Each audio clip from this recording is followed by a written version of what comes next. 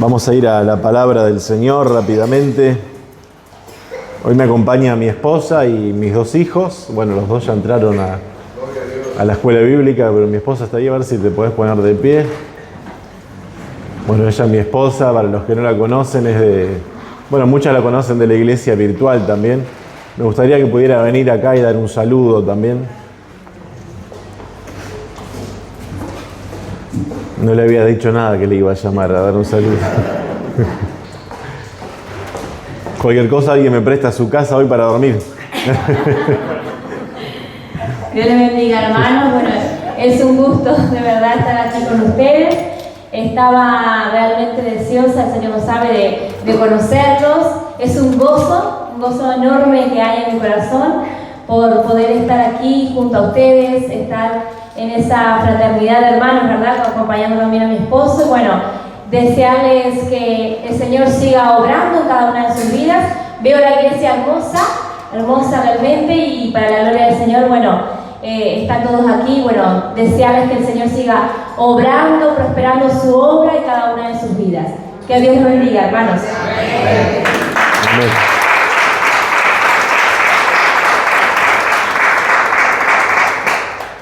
Amén, hermanos. Ahora sí vamos a ir a la palabra del Señor. Y quiero que abran sus Biblias en el libro de Hebreos. El libro de Hebreos es un libro bastante particular porque es un libro que hasta el día de hoy no sabemos quién fue el escritor de este libro. Muchos dicen que fue el apóstol Pablo, otros dicen que fue Bernabé el que escribió este libro, pero en realidad no sabemos quién fue el escritor de este libro.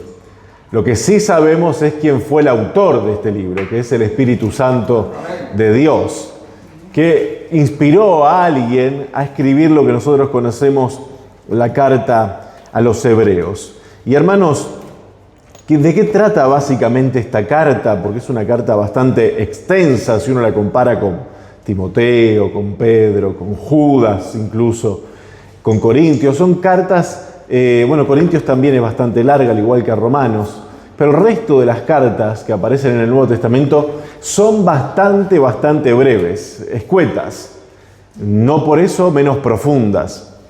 Y esta carta de Hebreos es bastante larga, tiene bastante enseñanza, doctrina, pero fue escrita, hermanos, no como un tratado evangelístico donde se intenta convertir a la gente. No, fue escrita para estimular a una serie de creyentes, de cristianos, que se encontraban bastante desestimulados. Se encontraban preocupados, abatidos, desalentados. ¿Conocen cristianos así? Todos en algún momento en la vida cristiana hemos pasado por una etapa de desaliento, ¿no? O de desánimo incluso. Y así estaban los creyentes hebreos, que eran convertidos al Señor, pero muchos de ellos se encontraban bastante desalentados. Y otros habían descuidado su vida espiritual, habían descuidado su caminar con el Señor. Y son cosas que suelen ocurrir en la vida del creyente, que no deberían, pero todos en algún momento nos vemos reflejados en haber descuidado quizás en nuestra vida espiritual, nuestra comunión con el Señor, nuestro andar con Dios. Y en aquella comunidad de fe había muchos creyentes raquíticos, espiritualmente hablando. Había muchos creyentes que ya tenían como cierta apatía, no tenían hambre de la palabra de Dios, no tenían sed de la presencia de Dios. Y por eso es que no crecían, no avanzaban ellos particularmente y personalmente. Se sobreentiende que muchos se habían lanzado a esa vida apática, habían descuidado su relación con Cristo, también habían descuidado su relación los unos con los otros. Por eso el escritor les escribe: no dejen de congregarse como algunos tienen la costumbre, sino dice: estimúlense a las buenas obras. Entonces había una comunidad de creyentes que ya no estaban caminando rectamente delante de Dios, que ya no estaban caminando con esa hambre y desesperación por la palabra de Dios, pero que tampoco se estaban congregando. No tenían comunión con Dios por un lado, pero tampoco tenían comunión con los hermanos. Entonces el escritor les escribe: no dejen de congregarse, como algunos tienen la costumbre de hacerlo. Entonces estaban perdiendo el enfoque, la apatía los estaba gobernando, la indiferencia hacia las cosas del Señor. El autor también le escribe a ellos que, debiendo ser ya maestros, muchos de ellos, y debiendo ya de comer vianda, se les tiene que volver a dar la leche espiritual. Porque no crecían, porque no avanzaban, porque estaban estancados. Y yo quiero decir algo, hermanos: el estancamiento espiritual es el peor de todos los estancamientos. Porque la persona que está estancada, la persona que no sale adelante, es una persona que no logra avanzar en la vida.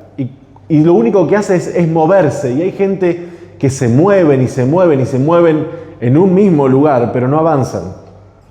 Uno puede estar en movimiento y no necesariamente avanzar. ¿Cómo le dicen acá? ¿Vieron que hay juegos de las ferias? En Argentina le decimos la calecita. Acá le dicen el carrusel, le dicen, no. ¿Cómo le dicen? El tío vivo tampoco. ¿Cómo le dicen? Que a ese que hay como caballitos, hay cochecitos. Y ponen arriba al niño y da vueltas y vueltas y vueltas. Así hay cristianos que dan vueltas en un mismo lugar, pero no avanzan a ningún lado. Son esos cristianos que están estancados, que creen que porque están en movimiento, que porque están dando vueltas, porque no están estáticos, están avanzando. Y así muchas veces les ocurría a los creyentes ahí que se les escribe esta carta. Porque podían estar en movimiento, pero no crecían. Podían dar vueltas y sin crecer. No estaban creciendo como se esperaba, no estaban madurando. Tristemente, hermanos, hoy la madurez se define más por saber que por ser. Hoy la madurez se define más por saber que por ser. Y uno puede saber mucho de Biblia, uno puede saber mucho de doctrina bíblica, uno puede saber mucho de todos los libros, los 66 libros que aparecen en la Biblia. Puede conocer su escritor, la fecha, por qué se escribió lo que se escribió, a quién estaba destinado. Uno puede saber todo eso, pero no necesariamente eso me habla de un crecimiento y de una madurez espiritual. Porque la madurez espiritual no la define por todo lo que sé, sino por todo lo que hago con eso que sé. Eso es lo que realmente define la madurez espiritual. Uno puede ser catedrático de la Biblia, uno puede ser un teólogo brillante, pero no necesariamente estar creciendo en las cosas espirituales. No necesariamente estar creciendo en la presencia de Dios. Le voy a contar un testimonio. Francisco es su nombre. Era un alumno brillante de un seminario bíblico en Estados Unidos. Era un alumno que podía exponer cualquier porción de la palabra de Dios y dejaba a todo el mundo con la boca abierta, incluso a sus profesores. Pero un día ese alumno Francisco, que tenía 15 años de casado, que tenía 4 hijos, un día, una noche, se topa con uno de los profesores de seminario entre los pasillos del instituto bíblico donde estaba internado y le dice al profesor: necesito hablar con usted. El profesor tenía un corazón muy pastoral, por eso los alumnos lo buscaban. Y ese alumno, Francisco, se sienta con su profesor, David, y le dice: David, necesito hablar con usted. Y David se sienta, el profesor, a hablar con él y le dice: ¿qué necesitas, Francisco? Y Francisco le dice: tengo que confesarle algo. Este alumno, que era prolífico, brillante, que esa mañana había dado una exposición tremenda de Colosenses, de toda la carta, le dice: pastor, profe, tengo que confesarle que el momento más hermoso de mi vida es de noche. cuando puedo entrar a mi cuarto, a mi dormitorio, abrir el armario, tomar la ropa de mi esposa y colocármela.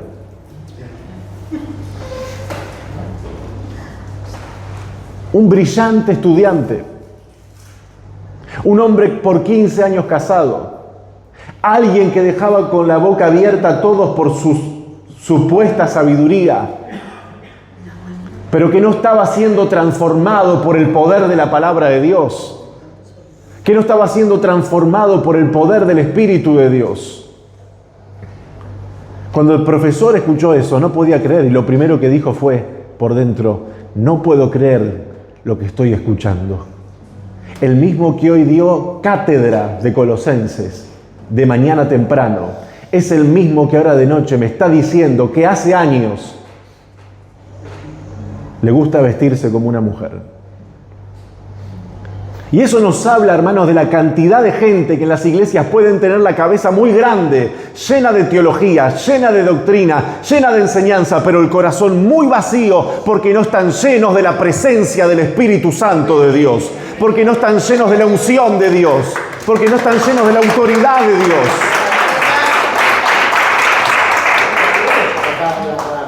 Y nosotros necesitamos en nuestra vida que la palabra de Dios nos cambie, nos transforme.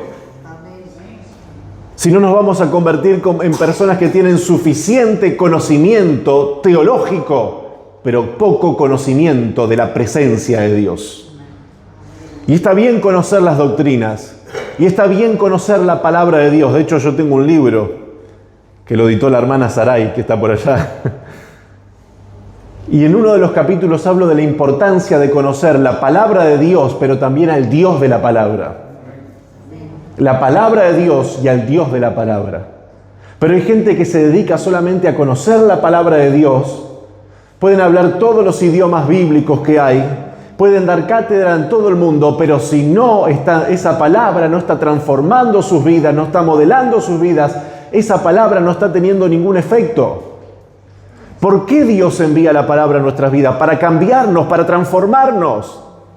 ¿De qué vale de que yo sepa que la Biblia dice, maridos, amen a sus mujeres como Cristo amó a la iglesia, si después no lo voy a vivir en casa? Hola. ¿De qué vale que yo sepa de memoria y pueda decir, cuántos varones han dicho de memoria seguramente, mujeres, sujetaos, ¿a quién? Ah, como lo saben, ¿eh? ¿Cuántos maridos saben ese versículo? A ver, levanten la mano.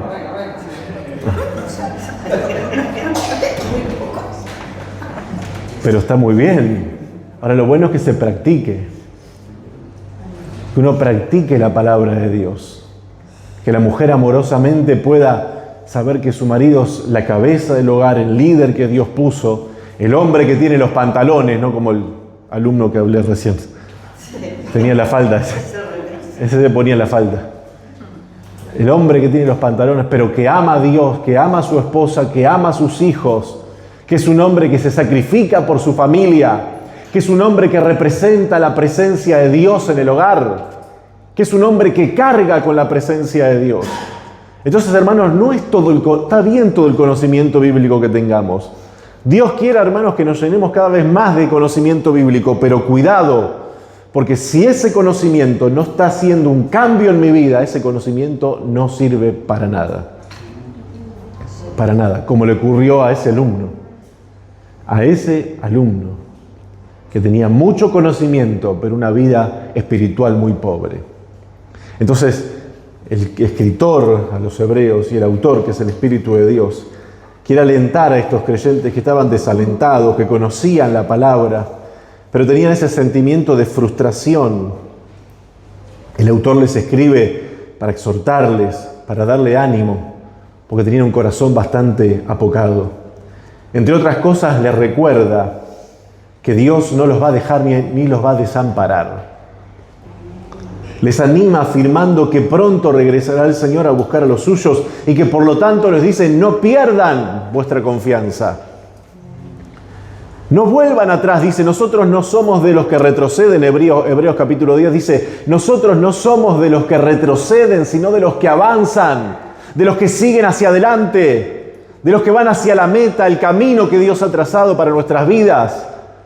Y el escritor de esta carta les exhorta a avanzar, a no retroceder, a seguir, a no perderse el propósito que Dios tenía con sus vidas.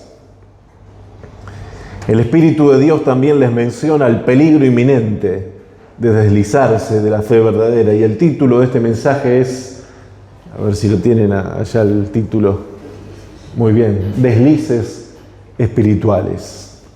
Los deslices espirituales. Y quiero que vayamos al capítulo 2 de este libro, al versículo 1 en adelante. 2:1. Dice, por tanto, es necesario que con más diligencia atendamos a las cosas que hemos oído. No sea que nos deslicemos. ¿Vieron lo que le está escribiendo ahí, inspirado por el Espíritu de Dios? Es necesario algo, que con más diligencia. ¿Saben lo que es diligencia? Es lo contrario a negligencia. La negligencia es la falta de cuidado. La negligencia es la persona que va distraída por la vida, que no está prestando atención a nada. Esa es la persona negligente. Pero la persona diligente es la que va con cuidado, la que va prestando atención, la que va mirando las señales de tránsito. La persona diligente es la que no va con el móvil manejando, por ejemplo, conduciendo. ¿Por qué? Porque es diligente, porque está prestando atención.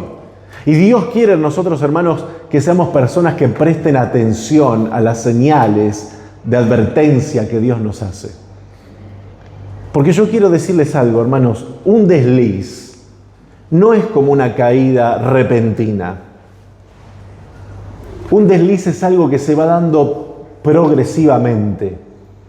Es un proceso. Nadie se desliza de la noche a la mañana. Nadie. El desliz es algo que se va dando paulatinamente. A veces las personas comienzan a deslizar, igual pueden tardar años o meses. Pero ¿qué pasa cuando una persona comienza a deslizarse? Comienza a perder el rumbo. Comienza a perder el norte. ¿No les ha pasado? ¿Cuántos les gusta ir a la playa? A ver, levanten la mano lo que les gusta ir a la playa. A nadar, ¿no? Me imagino. O a tomar sol nada más. En la orilla. Pero a mí que me gusta nadar, me encanta nadar.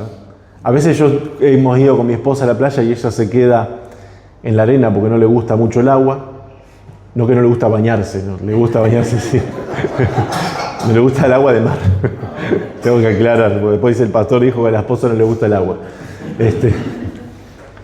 No le gusta mucho meterse en el mar y se queda en la arena siempre.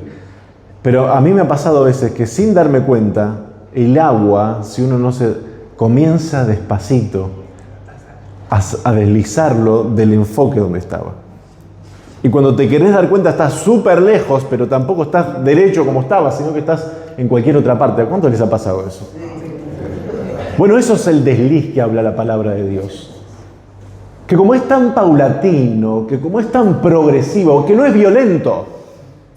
Porque no es lo mismo una caída, que uno va, se tropieza y se cae, y violentamente se puede raspar o algo, que el desliz. El desliz es algo que es casi imperceptible, que casi no te das cuenta.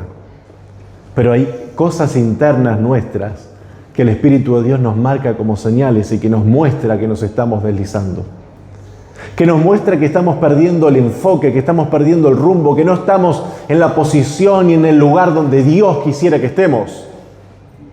Y ahí el escritor, inspirado por el Espíritu de Dios, le dice, por tanto es necesario que con más diligencia, que con más cuidado, que prestemos más atención, atendamos a las cosas que hemos oído. Y Dios nos dice que atendamos a la palabra de Dios.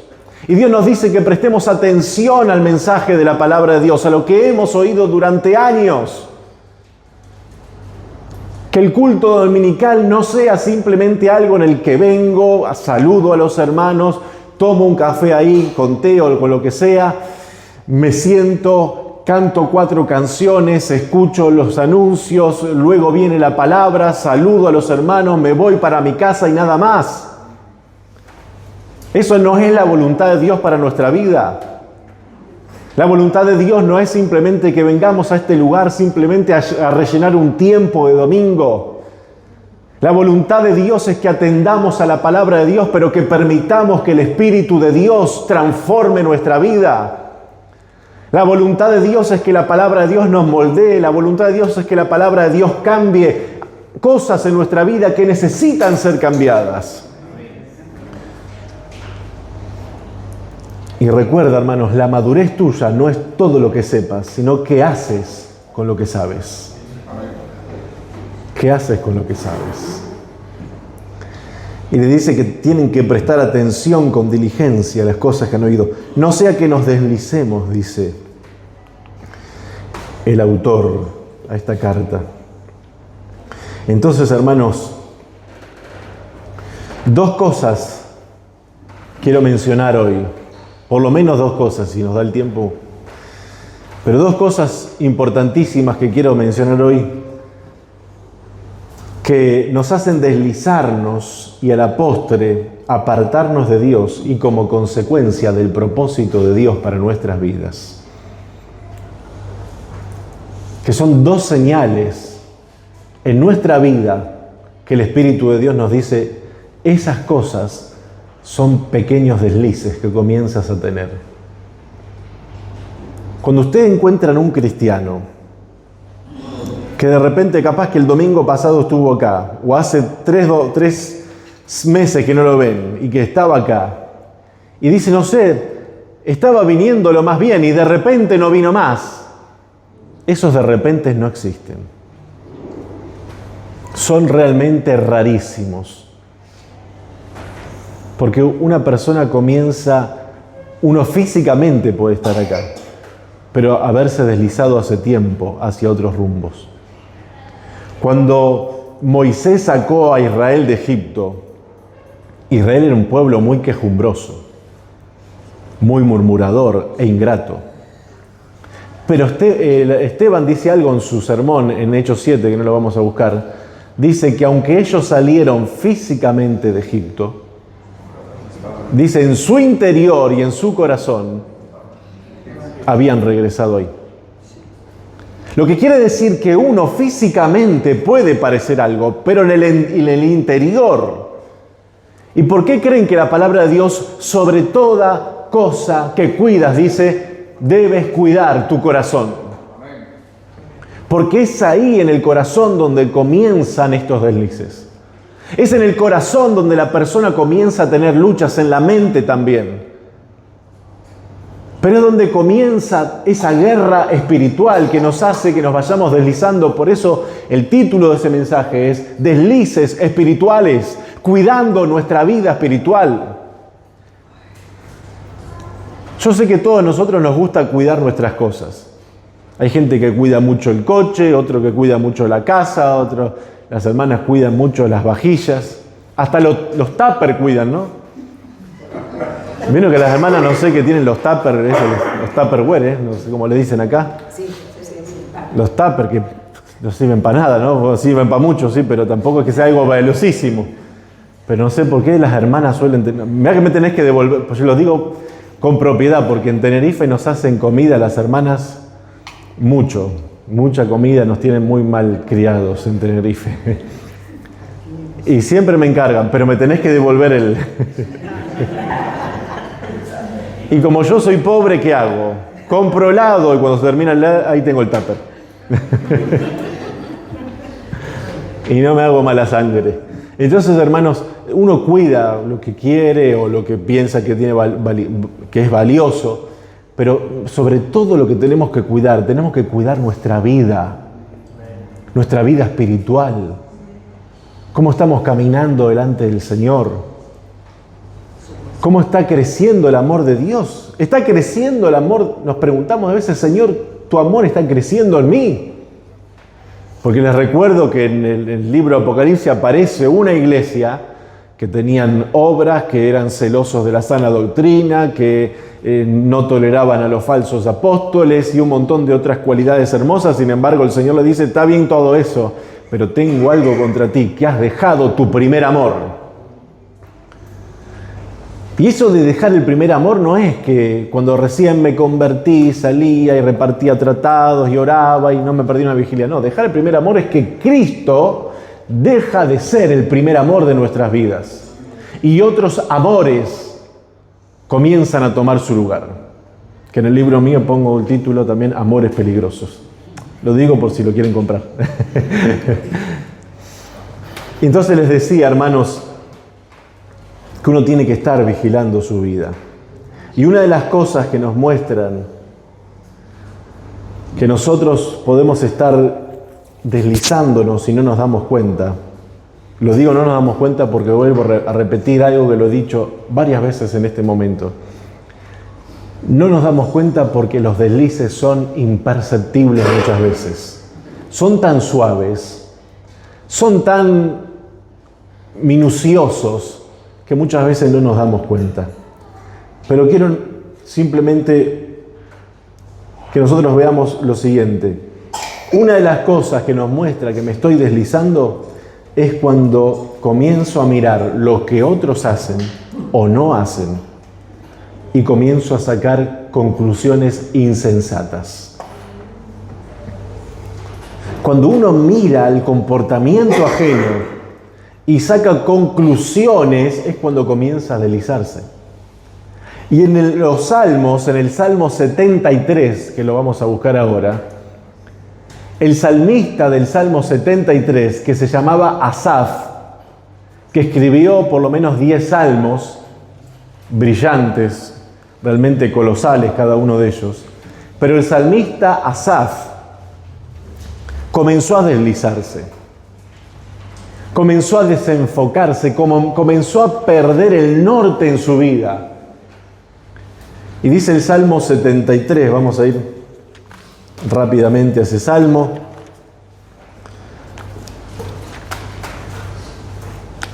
Salmo 73.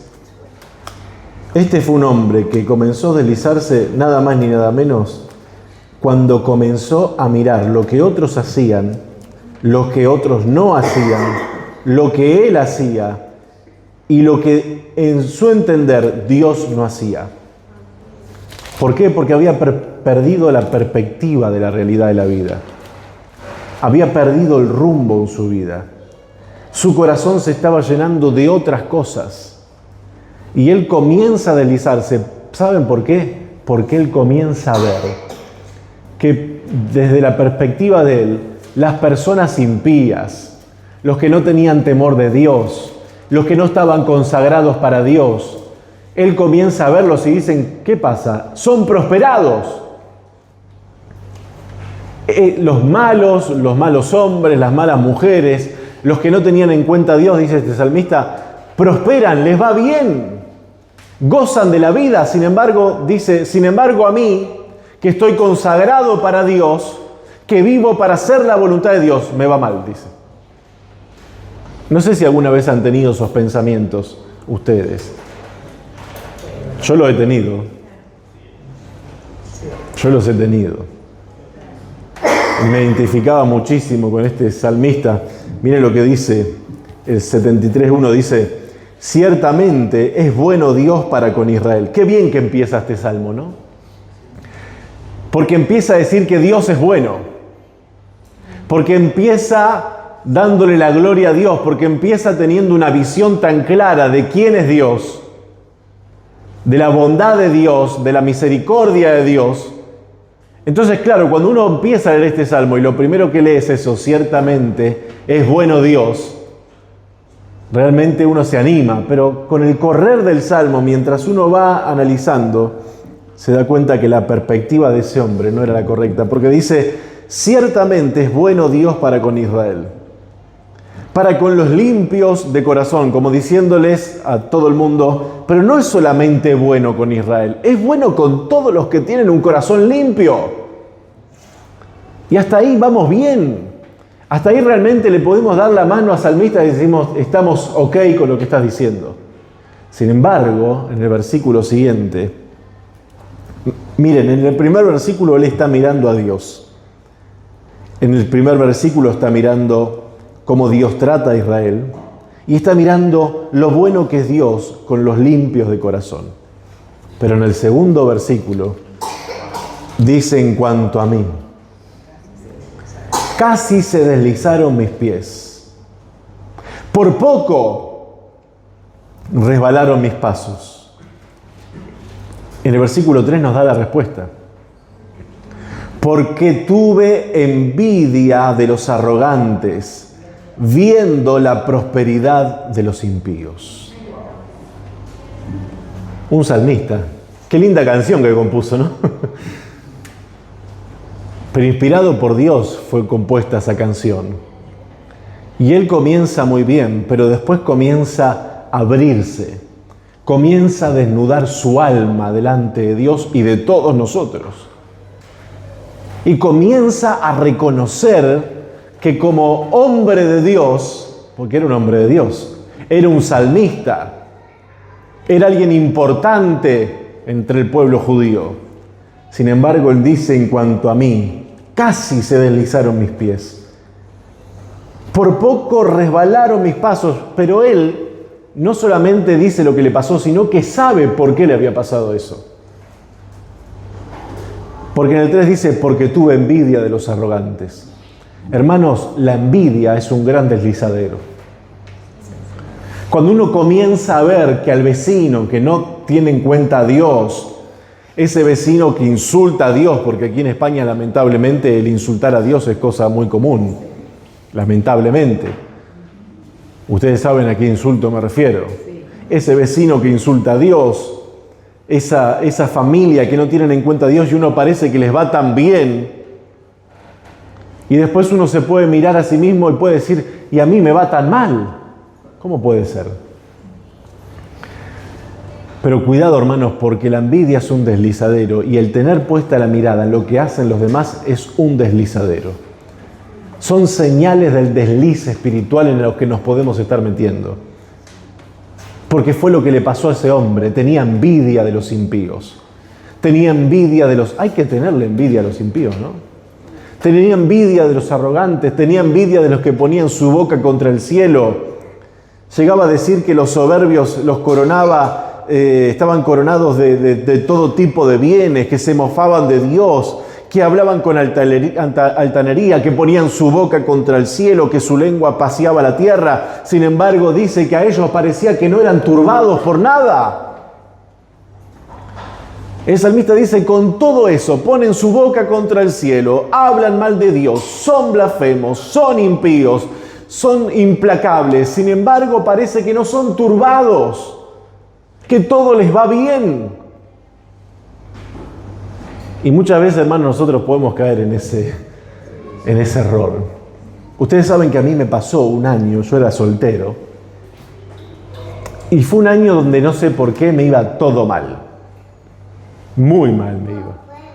Imagínense, hermanos, que me iba tan mal que un amigo de la iglesia en el Uruguay me dice, ¿qué te parece si nos ponemos un horno de ladrillos? ¿Cuántos han trabajado con ladrillo? A ver. Es difícil, ¿no? Es pesado. Entonces digo, bueno, dale, vamos a ponernos un horno de ladrillo. Y ahí empezamos, y camiones, y hacer el pozo para llenarlo de barro, y las carretillas que eran súper pesadas, y un trabajo muy pesado, y que yo soy súper alto, y esas cosas hay que hacerlas en el piso, porque hay que dejar los moldes de ladrillo en el piso hasta que el ladrillo se seque, después hay que ponerlos de tal manera que hay que prenderlo fuego y ahí sale el ladrillo. Bueno, es un proceso un trabajo muy pesado. Y ahí estaba yo con mi amigo queriendo emprender esa empresa y a mí me iba muy mal en todo, menos en la parte espiritual. En la parte espiritual fructificaba de una manera gloriosa, pero después en el resto era un desastre.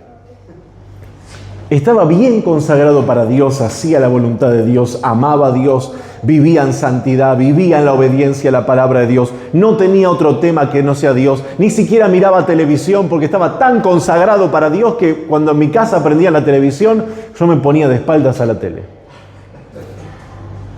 Yo, en serio, era una consagración. Y yo decía, pero ¿cómo puede ser que con tanta consagración me vaya tan mal?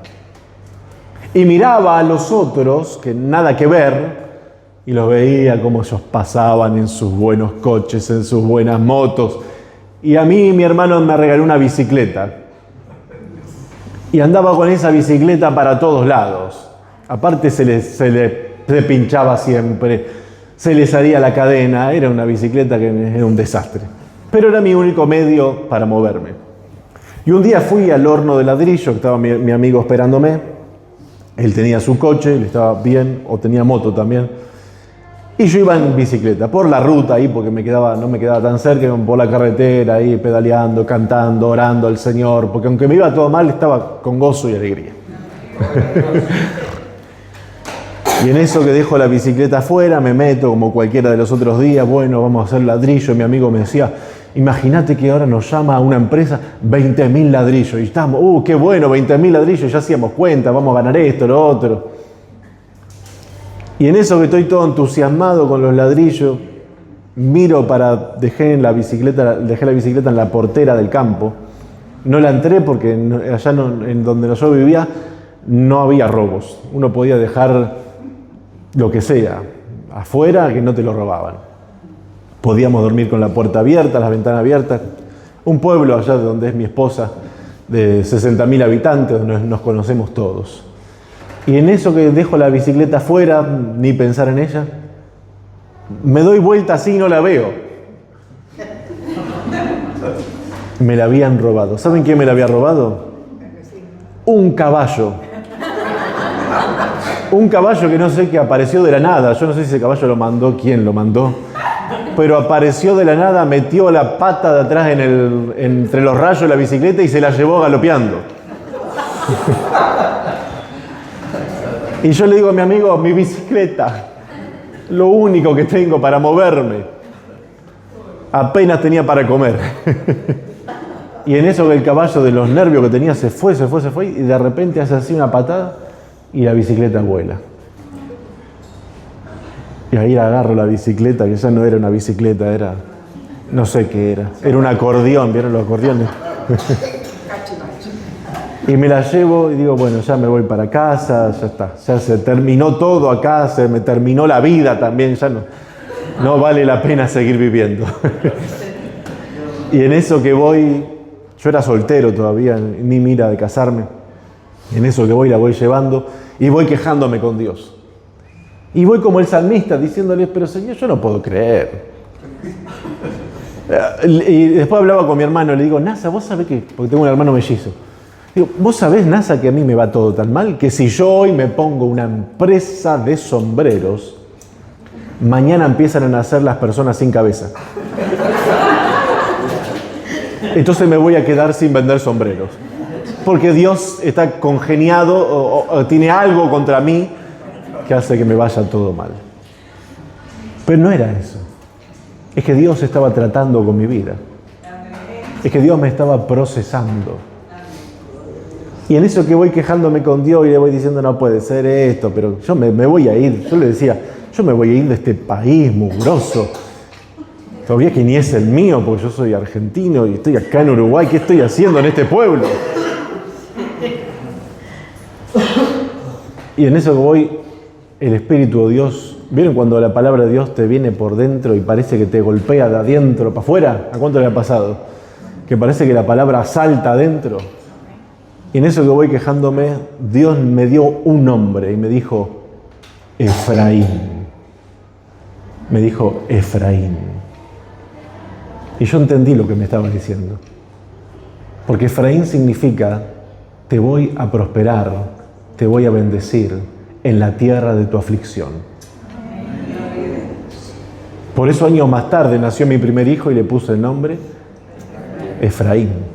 Porque Dios me había, esa tarde, ese mediodía, porque era mediodía, ese mediodía mientras yo me iba quejando, me acuerdo la calle y todo, José Pedro Varela se llama la calle, Mientras me iba quejando por esa calle, todavía me quedaba lejísimos para llegar a casa, el Señor lo único que me dijo, Efraín. Pero cuando me dijo Efraín, saltó la esperanza en mi vida. De que Dios me iba a bendecir, de que Dios me iba a fructificar, no en cualquier tierra, en la tierra donde ahora estaba siendo afligido, en la tierra donde ahora me estaba saliendo todo mal, en ese mismo lugar Dios me iba a bendecir y Dios me iba a fructificar. ¿Y saben algo? Así fue. Así fue, porque Dios, hermanos, siempre cumple sus palabras, sus promesas. En ese lugar conocí a la mujer más hermosa del mundo, que mi esposa.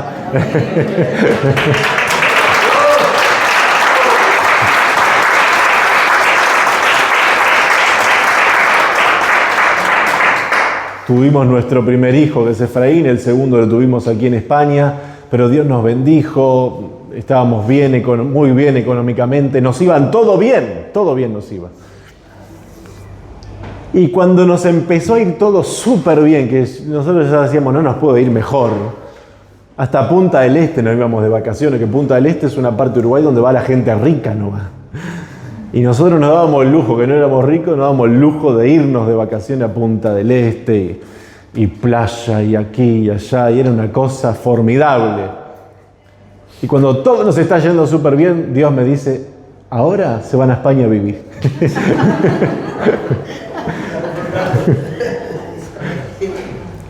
Y de hecho lo hicimos. Nosotros no nos vinimos a vivir a España huyendo de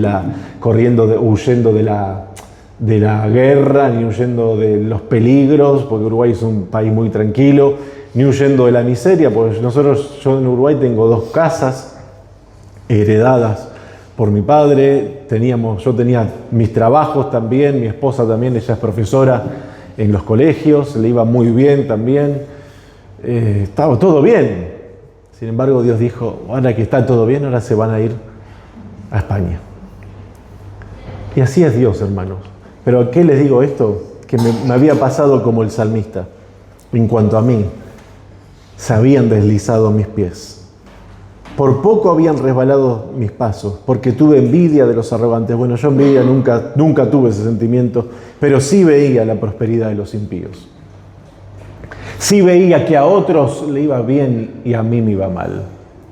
Sí veía que a esos jóvenes que pasaban tomando alcohol toda la noche y comiendo cualquier cosa, estaban saludables y a mí me pasaba lo contrario, vivía enfermo del estómago, bueno, de todo.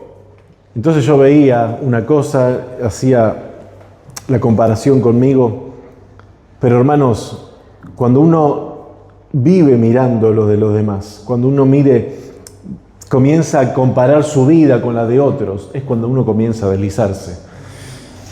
Y uno comienza a sacar sus propias conclusiones. Pero este salmista del Salmo de Asaf, culmina este salmo, que yo les invito a que lo puedan leer luego en sus casas.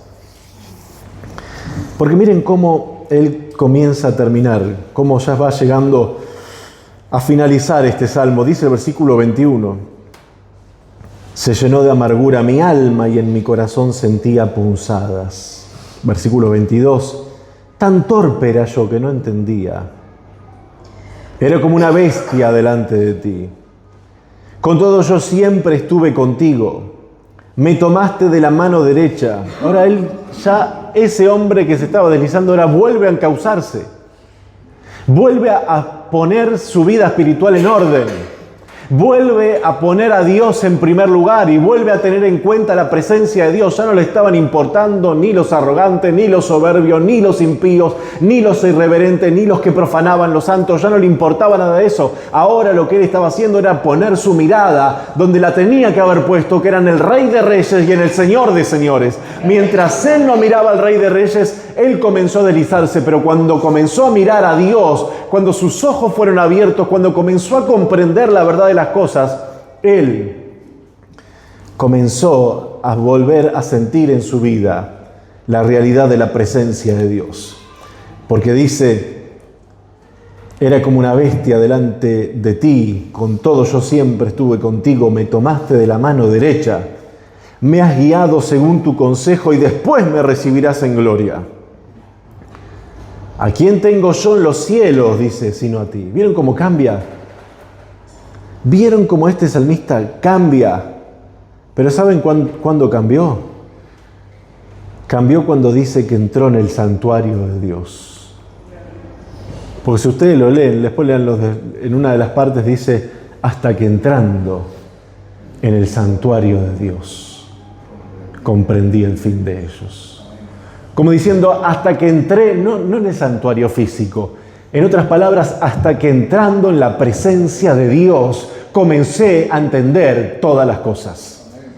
Cuando comencé a buscar la presencia de Dios, cuando comencé a indagar en el Señor, cuando comencé a poner a Dios en primer lugar, fue que comencé a comprender el fin de todas las cosas.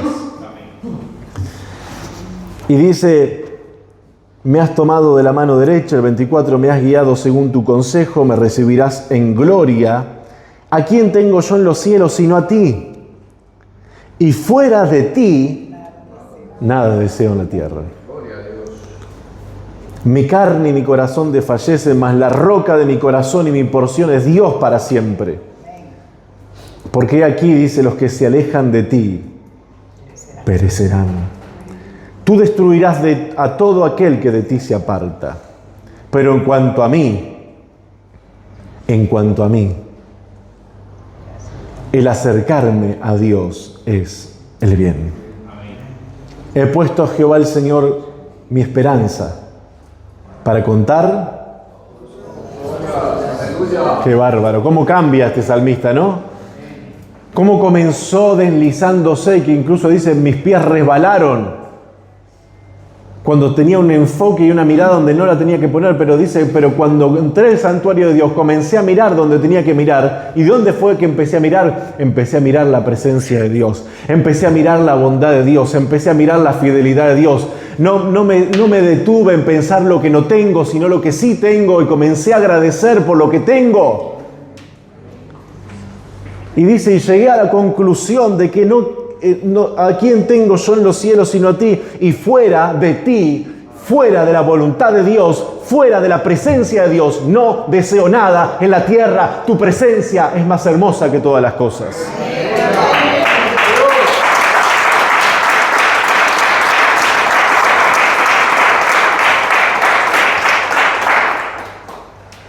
Y el último dice, miren, los que se alejen de Dios van a perecer. Y bueno, que hagan lo que quieran. Pero en cuanto a mí, el acercarme a Dios es el bien. Es el bien. ¿Se dan cuenta cómo enfocarse en donde no hay que enfocarse hace que te deslices? Pero poner tu mirada donde hay que poner la mirada hace que te afirmes en las cosas de Dios. Porque hay gente que se desliza. Porque comienzan a ver lo que hace el hermanito, lo que hace la hermanita, lo que hace el pastor, lo que dijo, lo que no dijo, que aquello, que lo otro.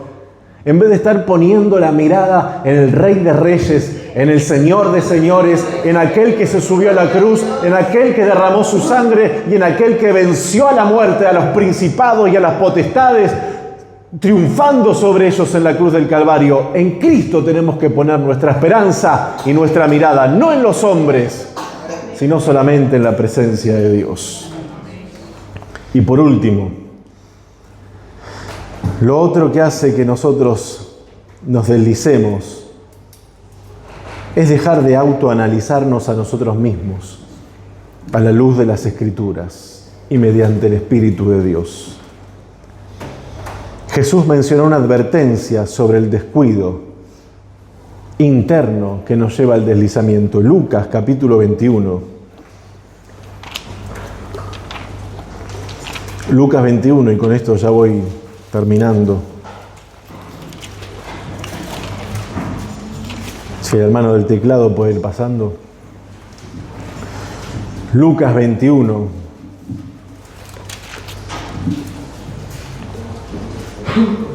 Versículo 34.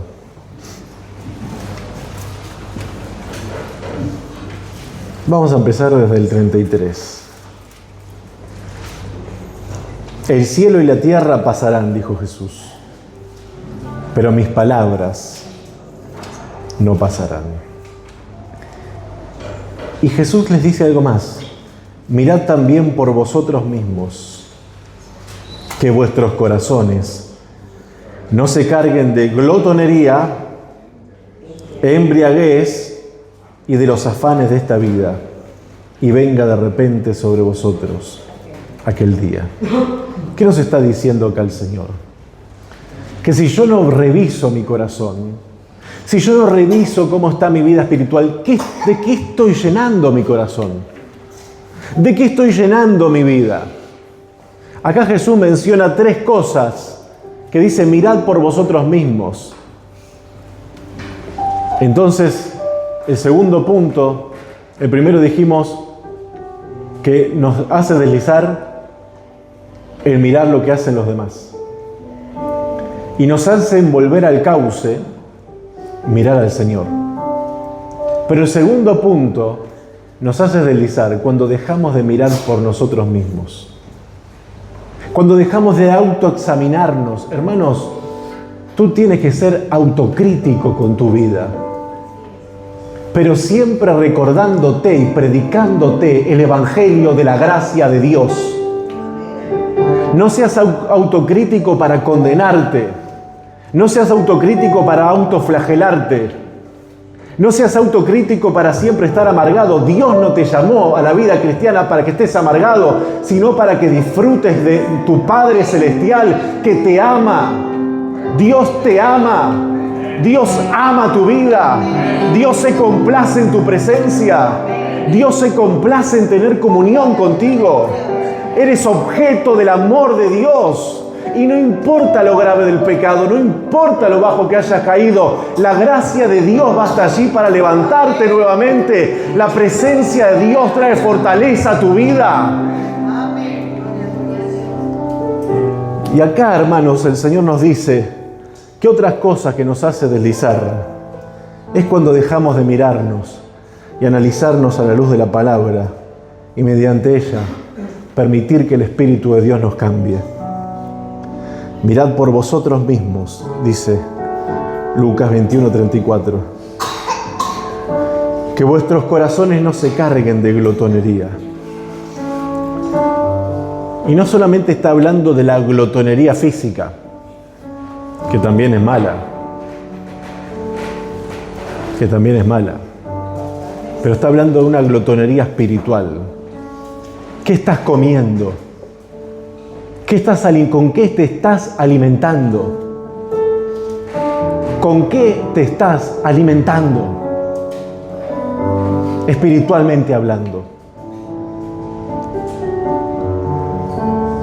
Cuida tu vida espiritual. Aliméntate de la palabra de Dios. Aliméntate de la presencia de Dios. Bebe de su manantial, que su manantial es un manantial que no se agota, que las aguas de Dios son profundas. Y otra cosa dice, no solo glotonería, embriaguez. Embriaguez. Y los afanes de esta vida. Mientras tengas tu mirada en los afanes de la vida, mientras vayas por esta vida afanado, corriendo de acá para allá para hacer un euro más, te estás perdiendo de lo esencial de la vida. Y lamentablemente lo tengo que decir, pero muchos cristianos no han escuchado lo que dijo Jesús. La vida del hombre no consiste en los bienes materiales que posee. La vida del hombre no consiste en los bienes que posee. La vida del hombre consiste en dar a cuenta con Dios, en ser amado por Dios, en caminar con Dios, en caminar en la voluntad de Dios, en cumplir el propósito de Dios. Esa es realmente la vida del hombre. Yo he venido para que tengan vida y para que la tengan en abundancia. Gloria a su nombre.